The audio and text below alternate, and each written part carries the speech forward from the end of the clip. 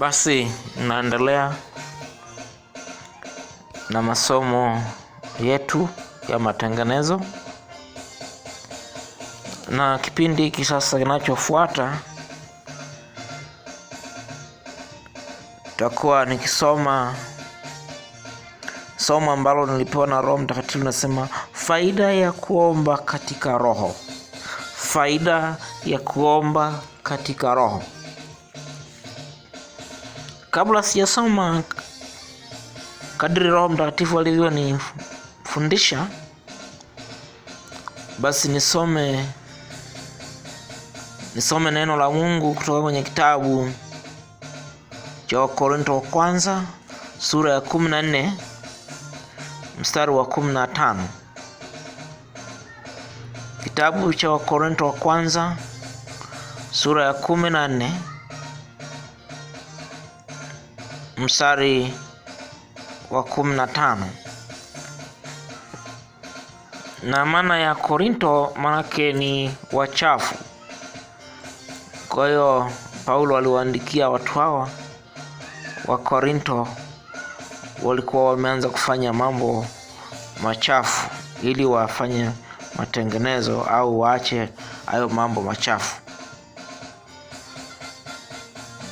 Kwenye kitabu hiki cha Wakorintho wa kwanza sura ya 14 mstari wa 15 na kwenda kusoma, inasema imekuwaje basi? Nitaomba kwa roho, tena nitaomba kwa akili pia. Nitaimba kwa roho, tena nitaimba kwa akili pia. Kwa hiyo kuna kuomba kwa roho na kuomba kwa akili. Kwa hiyo kuna kuimba kwa roho na kuna kuimba kwa akili. Sasa naendelea na somo linalosema faida ya kuomba katika roho. Kwa hiyo tunaposema kuomba katika roho, mara nyingi mtu anakuwa ananena katika lugha, ndio maana ya kuomba katika roho. Nawaandikieni kanisa mambo haya, nimeambiwa niandike na Mungu aliye hai. Nimepewa na wapeni na wengine pia.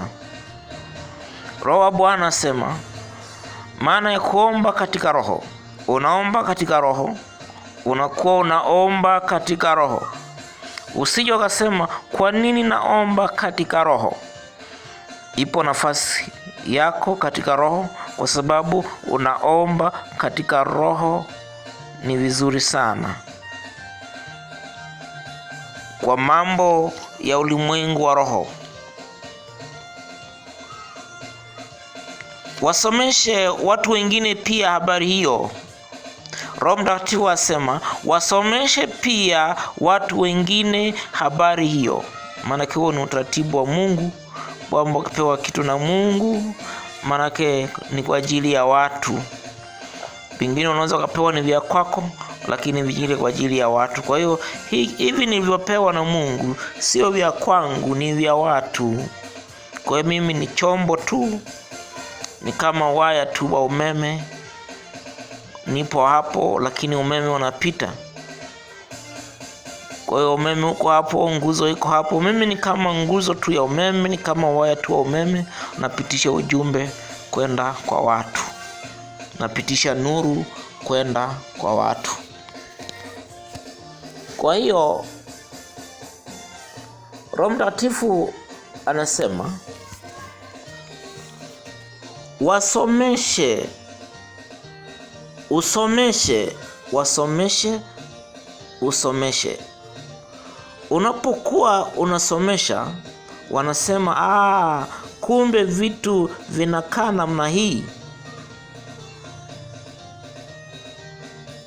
Wanasomesha pia watu wengine. wanasomesha pia watu na wengine na wengine na wengine. Kwa hiyo huo ndio utaratibu wa Mungu, kwamba ukipewa kitu na Mungu kinaanza kutembea katika mzunguko, kinamfikia mmoja, manake habari inaenda mtu mmoja hadi mwingine, watu wengine hadi wengine. Kwa hiyo